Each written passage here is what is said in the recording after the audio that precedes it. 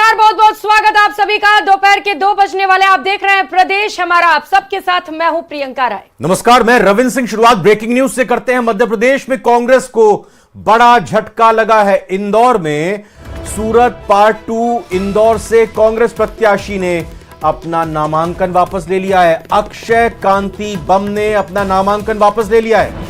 तो थोड़ी देर में बीजेपी में शामिल भी होंगे अक्षय कांति। ये बड़ी खबर इस वक्त की आपको बता रहा है, जहां पर लोकसभा चुनाव को लेकर एक और बड़ा झटका लगा है कांग्रेस को। एमपी में ये बड़ा झटका लगा है, जहां पर इंदौर में सूरत पार्ट 2 दिखाई दिया। इंदौर से प्रत्याशी ने अपना नामांकन वापस ले लिया और कुछ ही समय में वो भारतीय जनता पार्टी का दामन थामेंगे।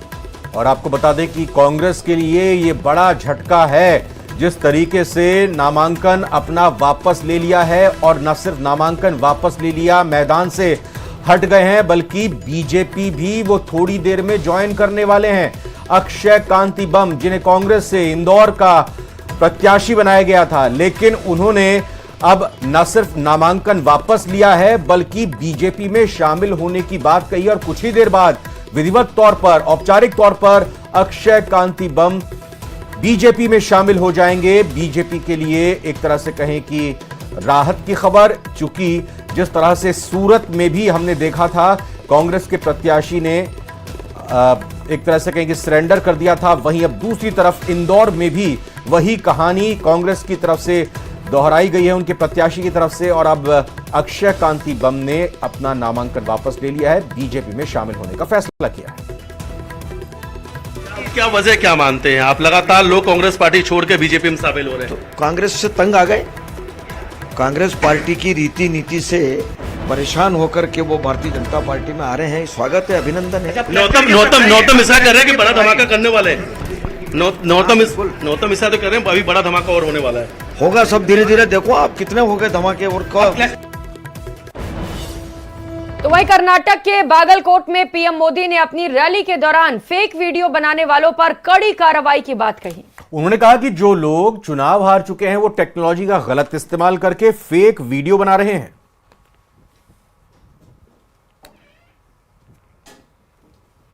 मीडिया का जमाना है, टेक्नोलॉजी का जमाना है, और बहुत सी चीजें व्हाट्सएप पर, एक्स पर, सब पर आती रहती है, और हम भी कभी देखे बिना फॉरवर्ड कर देते हैं। मैं सबसे पहले सोशल मीडिया के प्लेटफॉर्म पर काम कर रहा आया। आज दुनिया में भी सबसे ज्यादा फॉलोवर अगर किसी के हैं, तो जो पहले 2-3 नाम है, उसमें आपका एक मोदी है। क्योंकि मैंने इस ताकत का सदुपयोग किया, समाज से जुड़ने के लिए उपयोग किया, समाज की भावनाओं को समझने के लिए उपयोग किया, सही बात पहुंचाने के लिए उपयोग किया। लेकिन जो लोग चुनाव हार चुके हैं, मैदान खो चुके हैं, ये लोग इन दिनों टेक्नोलॉजी का उपयोग करके फेक वीडियो बना रहे हैं। आर्टिफिशियल इंटेलिजेंस का दुरुपयोग करते हुए मेरी आवाज में ऐसी भद्दी चीजें आजकल सोशल मीडिया में डाल रहे हैं कि बहुत बड़ा खतरा पैदा हो रहा है। और इसलिए मेरी देशवासियों की अपील है कि कोई भी फेक वीडियो आपको नजर आए, आप पुलिस को जानकारी दो, हमारी पार्टी को जानकारी दो, कानूनी लोगों पर कार्रवाई होगी और उनको सबक सिखाया जाएगा। ये देश का कानून किसी के साथ भी प्रकार के खेल खेलने की इजाजत नहीं देता है। मध्य प्रदेश में चुनाव था, अमिताभ बच्चन की आवाज में उन्होंने ऐसी खबरें चलाई, आखिरकार अमिताभ बच्चन को एक एफआईआर करना पड़ा, वो सारे पकड़े। और इधर केंद्रीय गृह मंत्री अमित शाह के खिलाफ एक फर्जी वीडियो के जरिए बड़ी साजिश का पर्दाफाश हुआ है। मामला चुनाव के बीच आरक्षण के मुद्दे से जुड़ा, इसीलिए इस मामले में तुरंत एफआईआर दर्ज करके वीडियो को वायरल करने वालों की तलाश भी शुरू कर दी गई। माता की! भारत माता की! अमित शाह के खिलाफ किसकी साजिश? क्या है एडिटेड वीडियो की सच्चाई? एफआईआर दर्ज, आरोपियों की तलाश में पुलिस। चुनावी महासमर के बीच वायरल हुए इस एडिटेड वीडियो ने हड़कंप मचा दिया है। ये वीडियो केंद्रीय गृह मंत्री अमित शाह से जुड़ा था, इसलिए बीजेपी और गृह मंत्रालय की तरफ से एफआईआर दर्ज कराई गई। बीजेपी के अमित मालवीय ने आरोप लगाया कि तेलंगाना कांग्रेस ने अमित शाह का ये फर्जी वीडियो वायरल किया है। तेलंगाना कांग्रेस एक एडिटेड वीडियो फैला रही है जो पूरी तरह से फर्जी है और इससे बड़े पैमाने पर हिंसा भड़कने की संभावना है। गृह मंत्री अमित शाह ने SC, ST और OBC का हिस्सा कम करने के बाद धर्म के आधार पर मुसलमानों को दिए गए असंवैधानिक आरक्षण को हटाने की बात कही। इस फर्जी वीडियो को कई कांग्रेस प्रवक्ताओं ने पोस्ट किया है, जिसमें आसमा तस्लीम और अन्य शामिल है। उन्हें कानूनी नतीजों के लिए तैयार रहना चाहिए। दिल्ली पुलिस ने इस मामले में एक्स और फेसबुक को लेटर लिखा है और पूछा है कि एडिटेड वीडियो किस अकाउंट से पोस्ट किया गया है। दिल्ली पुलिस की IFSO यूनिट ने इस मामले में एफआईआर दर्ज की है। उधर आरक्षण के मुद्दे पर गृह मंत्री अमित शाह ने राहुल गांधी पर बड़ा हमला किया। अमित शाह ने कहा कि आरक्षण के मुद्दे पर राहुल गांधी झूठ फैला रहे हैं। कैसा माहौल है देश भर में? भैया देखिए, ये जो बीजेपी के लोग हैं ना, ये जो आरक्षण पर और कॉन्स्टिट्यूशन पर आक्रमण कर रहे हैं और इसको खत्म करने की कोशिश कर रहे हैं, ये बिल्कुल गलत है। ये हम कभी नहीं होने देंगे। मैं आज देश की जनता को कहना चाहता हूं कि कांग्रेस पार्टी ने हमेशा SC, ST और OBC के आरक्षण पर हमले किए हैं। कर्नाटक में उनकी सरकार आई, 4% माइनॉरिटी आरक्षण किया। किसका कटा? OBC का कटा। आंध्र प्रदेश में उनकी सरकार आई, वहां पर भी 5% माइनॉरिटी आरक्षण किया। किसका कटा? SC, ST, OBC का कटा। और जामिया मिलिया और अलीगढ़ यूनिवर्सिटी में भी आज भी SC, ST, OBC आरक्षण से महरूम है।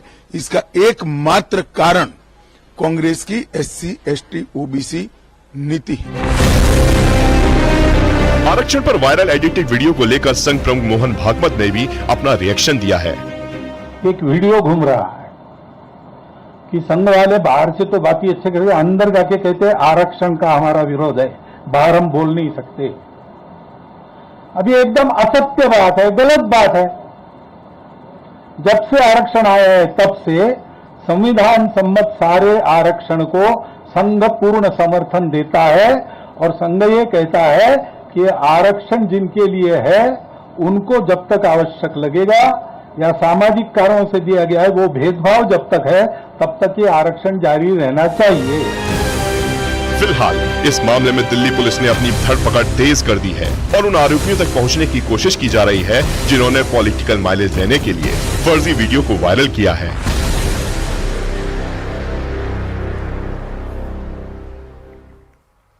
और एक इंटरव्यू में जिस तरीके से पीएम मोदी एक के बाद एक तगड़े प्रहार कांग्रेस पर करते नजर आए, उससे सियासी माहौल गर्म हो गया है। पीएम मोदी ने कर्नाटक कांग्रेस सरकार पर बोलते हुए कहा है कि वहां की जनता कांग्रेस को सत्ता में बिठाने का पश्चाताप कर रही है। वहां कानून व्यवस्था चरमराई हुई है और बम ब्लास्ट हो रहे हैं। बेंगलुरु में भी पीएम मोदी ने बड़ा बयान दिया और पीएम मोदी ने क्या कुछ कहा है, आइए आपको सुनाते हैं। Regarding the guarantee schemes, in Karnataka, Congress promised 5 guarantees, and they, after coming to power, they delivered that one. They, as per their promise, they are delivering that one. Now, whereas in BJP is more. In the last election, you lost there. Only 66 seats you were able to win there. BJP able to win there. Now again, Yediyurappa जी का leadership और उसका बेटा का leadership में ज़्यादा focus हो रहा है। इसका वजह से थोड़ा सा बीजेपी के अंदर भी कुछ लोग नाराज भी है उधर।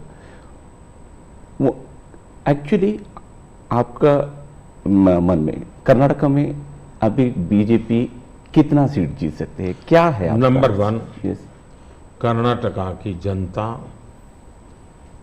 पश्चाताप कर रही है कि हमने इतनी बड़ी गलती कर दी, इनको बिठा दिया।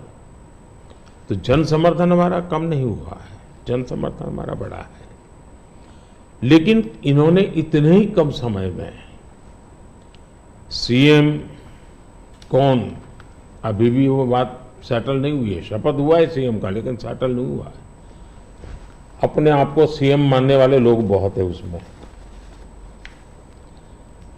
आप कानून व्यवस्था देखिए, चरमरा गई है, बम ब्लास्ट हो रहे हैं, हत्याएं हो रही हैं, आर्थिक स्थिति पूरी तरह कंगालियत की स्थिति में है।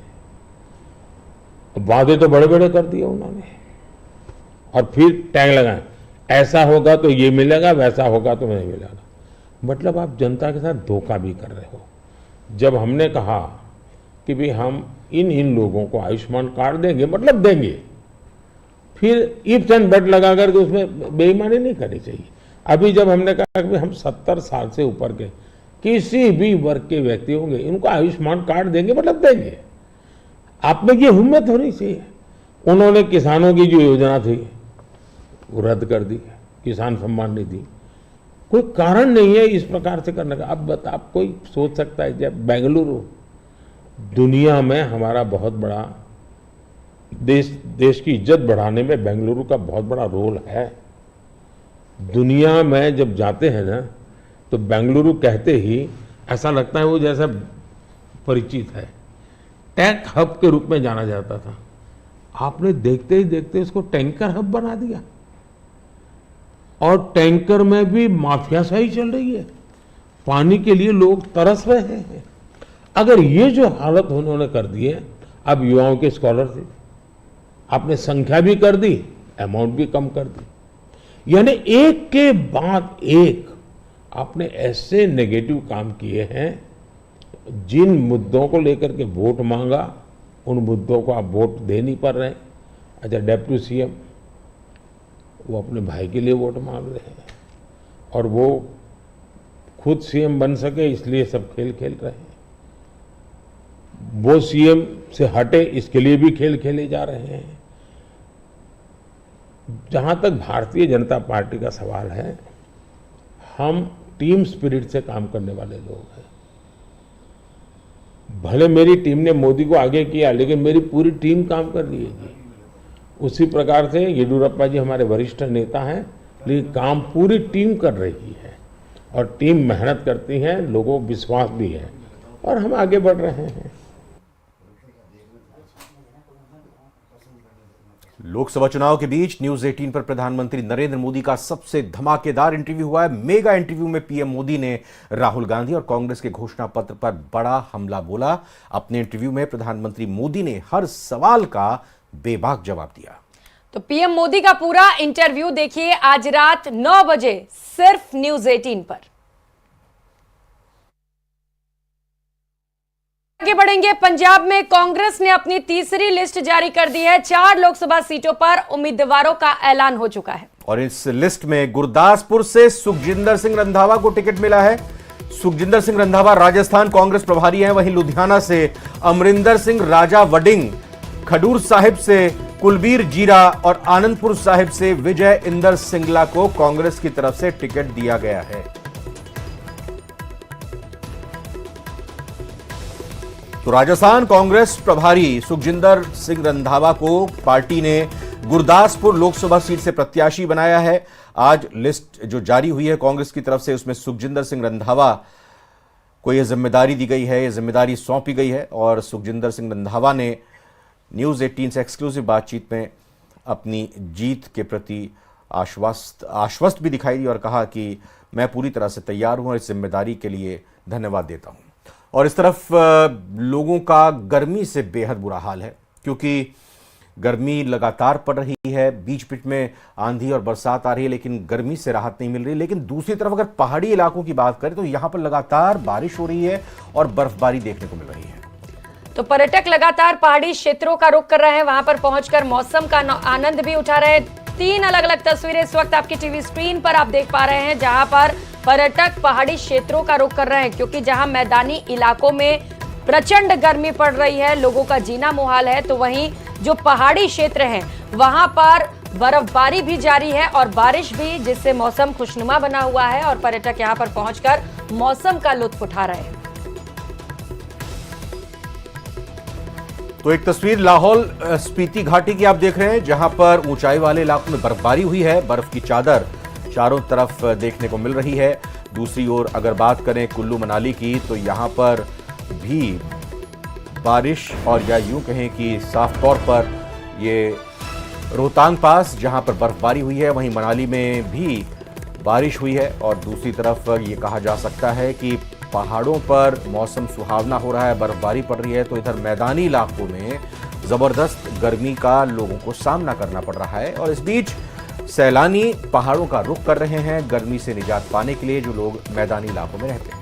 तो इधर कुपवाड़ा में लगातार बारिश के कारण कई इलाकों में बाढ़ की स्थिति पैदा हो गई है। कुपवाड़ा को जोड़ने वाला राष्ट्रीय राजमार्ग कवारी के पास पानी में डूब गया है। कई जगहों पर बारिश का पानी भी घरों में घुस गया और लोगों को सुरक्षित स्थानों पर पहुंचाया जा रहा है। कुपवाड़ा प्रशासन ने आज स्कूल बंद रखने के निर्देश दिए हैं। तो न सिर्फ हिमाचल प्रदेश बल्कि कश्मीर की भी अगर बात करें, तो यहां पर भी लगातार बारिश ने लोगों की मुसीबत बढ़ा दी है। और आप इन तस्वीरों में देख सकते हैं, सड़क पूरी तरह से पानी में डूब चुकी है और लोग आवाजाही जो कर रहे हैं, जो वाहन गुजर रहे हैं, उनको भारी दिक्कत का सामना करना पड़ रहा है। स्कूल भी एहतियात के तौर पर बंद किए गए।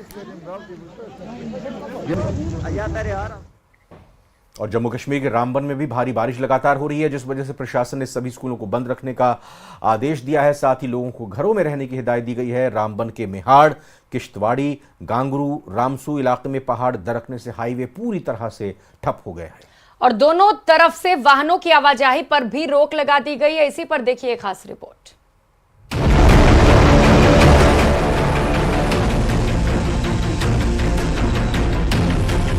जो कोई भी घर के अंदर हो, कृपया घर से को जल्दी से जल्दी खाली कर दे। रामबन में कुदरत का कोहरा,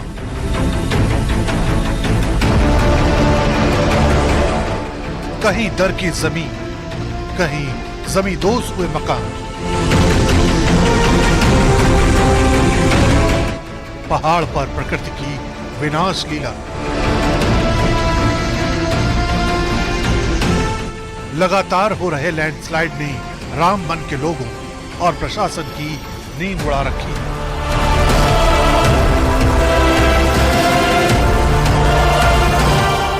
सौ से ज्यादा आशियाने कुदरत की इस त्रासदी की भेंट चढ़ चुके हैं।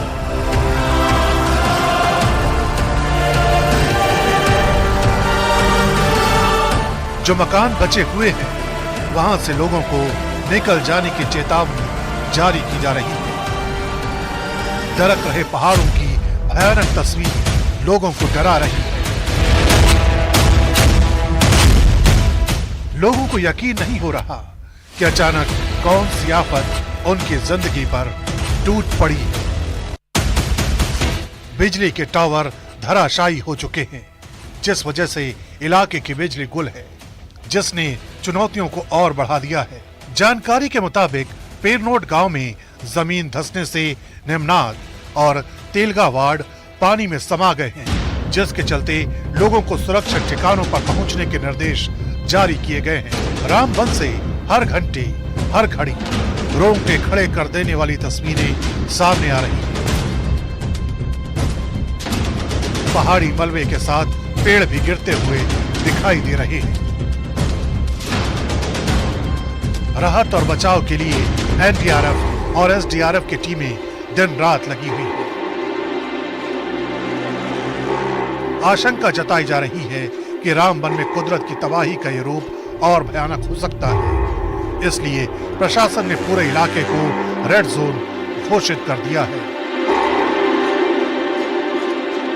5 किलोमीटर गोल संगलदान रोड पर है ये एरिया, और इस लैंडस्लाइड की वजह से एक तो रोड जो है डैमेज हो गई काफ़ी है, और रोड के साथ साथ जो है रोड के आसपास में जो मकान हैं तो उनमें भी क्रैक्स आए हुए हैं। अप्रॉक्सीमेटली 30-40 मकान हो सकते हैं, ये ज़्यादा भी हो सकते हैं।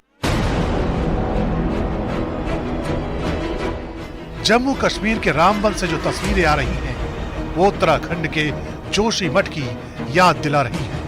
यही वजह है कि प्रशासन की चिंता और ज्यादा बढ़ी हुई है। फिलहाल भूगर्भ वैज्ञानिक इस बात का पता लगाने में जुटे हैं कि आखिर रामबन में प्रकृति की इस विनाश लीला का अगला पड़ाव क्या होने वाला है, क्योंकि सवाल उन लोगों की जिंदगी का है जिनका जीवन रामबन के इन पहाड़ों में गुजरा है।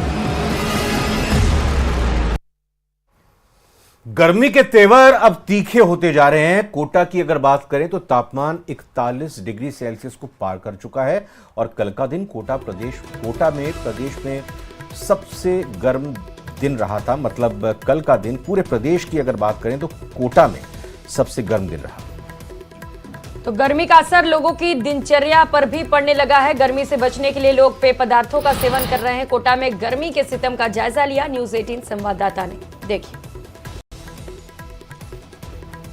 अप्रैल की विदाई के साथ झुलसा देने वाली गर्मी का एहसास होने लगा है। कल कोटा प्रदेश में सबसे गर्म रहा था और आज के तापमान की बात करें तो आज भी 42 डिग्री को कोटा का तापमान छू गया है। झुलसा देने वाली सूरज की जो तपिश है उसे दिन चढ़ने के साथ में एहसास कर लिया जाता है। जैसे जैसे दिन बढ़ता है वैसे वैसे ये सूरज की तपिश लोगों को झुलसाने लगती है और लोग गर्मी से बचाव के यत्न करते हुए नजर आते हैं। फिलहाल एक गन्ने के जूस की दुकान पर हम पहुंचे हैं, जहां पर आप देखेंगे कि लोग घर से निकले हैं और घर से निकलने के साथ लोगों को गर्मी जो है वो परेशान करती हुई नज़र आ रही है और ऐसे में लोग इस गर्मी से बचने के लिए शीतल पेय पदार्थों का सहारा ले रहे हैं। गर्मी परेशान कर रही है? जी बिल्कुल सर, बहुत ज़्यादा ही गर्मी हो रही है। और जैसे कि अभी हम स्पोर्ट्स प्लेयर हैं तो जैसे वर्कआउट करके आते हैं तो उसके बाद इतनी धूप बढ़ जाती है तो बॉडी में डिहाइड्रेशन हो जाता है। तो बॉडी को हाइड्रेट करने के लिए जैसे गन्ने का जूस हो गया